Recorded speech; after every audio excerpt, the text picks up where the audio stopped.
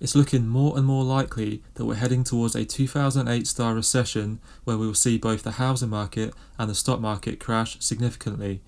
Things are really not looking good, and today I'll be looking at some of the latest concerning data that's come out over the past week or so, as well as various other events that are taking place around the world that make me think that we're heading towards a catastrophic global recession.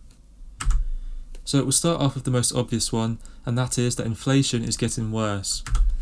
So last week, US inflation came in at 9.1%, up even higher than last month's 8.6% figure, and just as people were starting to think that inflation had started to plateau, June's inflation figures smashed the estimates out of the park and destroyed this narrative. So it does seem that inflation is still on the rise, and it's completely off the rails at this point, with nobody having any sort of idea where it's going to end up at the end. So we could very well end up seeing it peak above 10%, which is very concerning. Then on top of this, Russia is still very much causing a lot of problems, especially in the energy department, and this is particularly the case in Europe, by messing with the net gas supplies into European countries.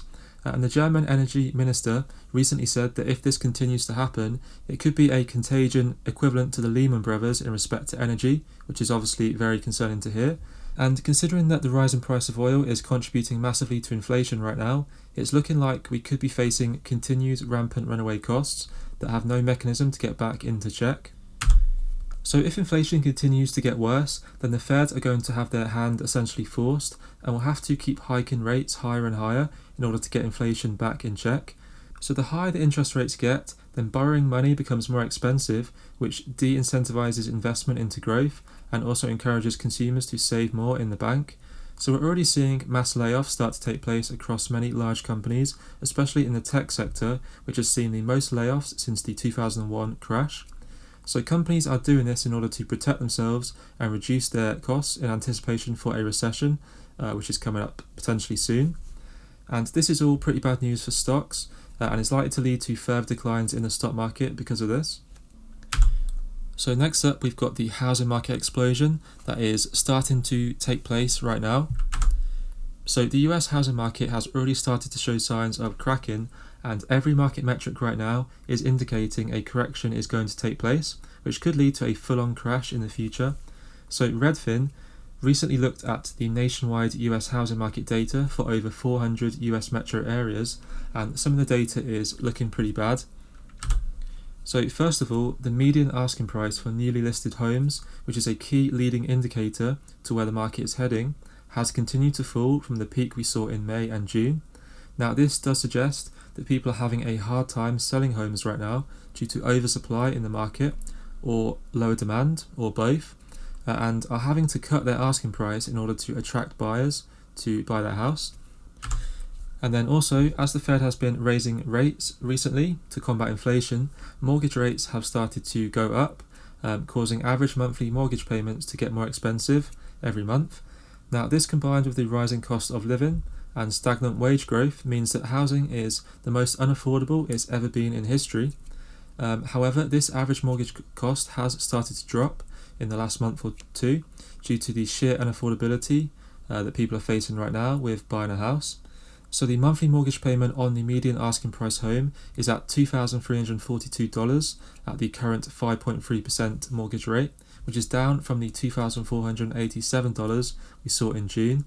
But this is still a whopping 40% up from the $1,668 that we saw 1 year ago, showing that mortgage rates have reached levels that are so high that they are simply not sustainable, and we may be starting to look at the drop taking place right now.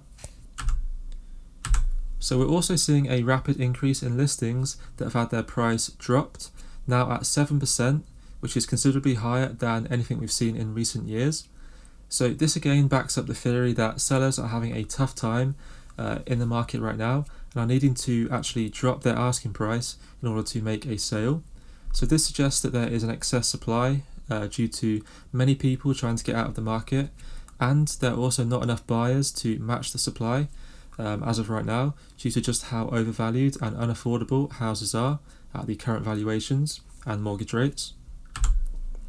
So all in all, we're still in the very early stages of a housing market correction or crash. However, if real estate does drop significantly, then we could see some real negative knock-on effects on the economy as a whole, as people start to default on mortgages, for example, and the general wealth effect does start to kick in as well, with people losing a large percentage of their net wealth. So circling back to Europe and focusing a bit more on what's taking place in Europe, it is in a bit of a mess right now overall. So there are now 9 European countries that have reached double-digit inflation as of June. Now this is up from the 6 that were at this point in May, suggesting that European inflation is not going to slow down anytime soon. Now several of these European countries have a much weaker economy compared to the likes of the USA and the European powerhouses, meaning that they are actually more vulnerable, and this inflation is hitting the people that are living in these countries really hard, making essentials like food and gas and stuff like that very unaffordable for many people. So then on top of this, Europe is facing a catastrophic energy crisis this winter as a result of the Russian-Ukraine war and the rising costs of energy. So Europe does normally rely heavily on importing Russian oil and gas, but obviously Putin is now threatening to turn off this supply, essentially cutting European countries off completely from Russian oil and creating a massive supply crisis. Now, Germany is one of the countries that is particularly vulnerable to this potential upcoming energy crisis, and one of the union leaders in Germany recently said because of the gas bottlenecks, entire industries are in danger of permanently collapsing. So that is obviously very concerning to hear coming from that. So we could be facing a very scary situation where either people will freeze or starve as they can't afford to heat their homes and buy food, or alternatively, governments will have to step in and provide financial aid to combat the rocketing energy prices and just general cost of living. So obviously in most cases we'd like to think that the government will step in and actually help the people out. However, this is going to have a significant impact on the economies of these countries, as a large part of their government budget will actually be needed to be used to support the cost of living for the people, making them less competitive on a global scale. And then additionally, on a corporate level, many firms in certain sectors will be making losses as a result of the high energy and fuel prices, which could lead to problems in that aspect, and some could even go bankrupt and stop operating. So a Bloomberg energy expert recently stated that at the current forward-looking electricity price levels, German manufacturing would completely crumble. So we've also got a developing global food crisis taking place, with many countries struggling to get affordable food in place for the people. So natural gas is an essential component of fertilizer, which means that a rapid rise in the natural gas price has also contributed to significantly increasing the price of fertilizer, which is needed for food production around the world.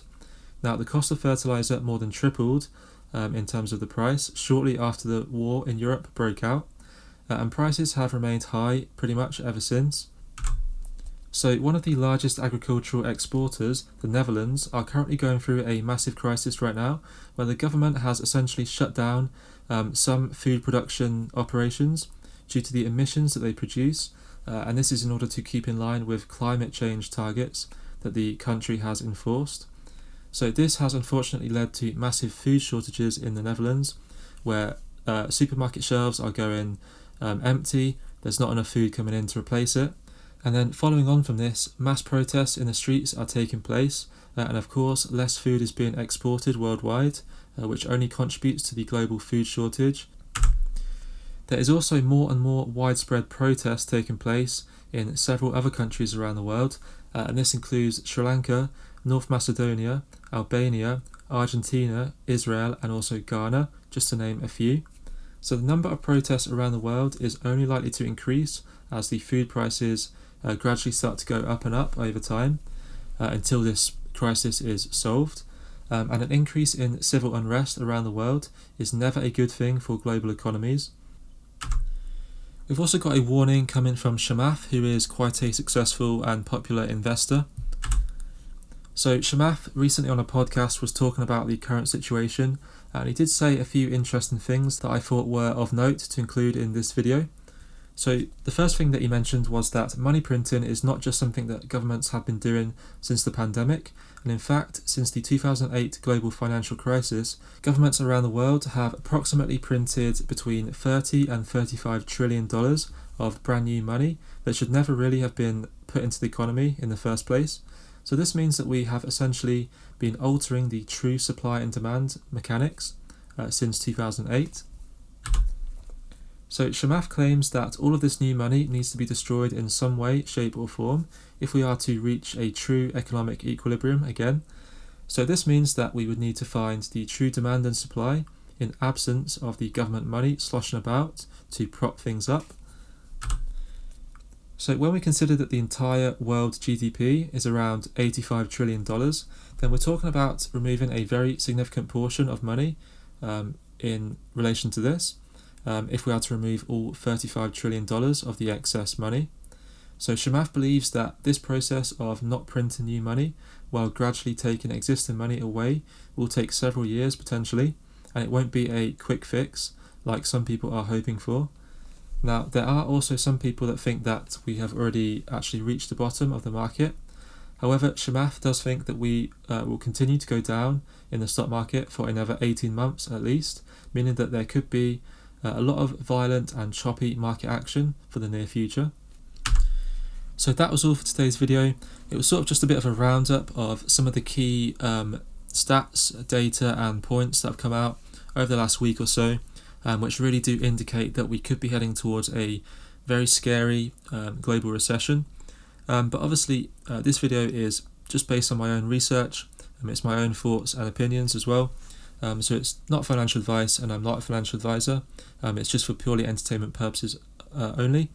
But with that being said, if you did enjoy the video today, please be sure to leave a like, as that does help out a lot. Also drop me a comment as well. Let me know what your thoughts are on the current global situation and what you think is going to happen at the end. Also be sure to subscribe as well. I'm going to be making more videos on the current economic conditions and what's taking place. So if you feel like you'd enjoy videos like that, then do be sure to subscribe. And apart from that, guys, thanks a lot for watching.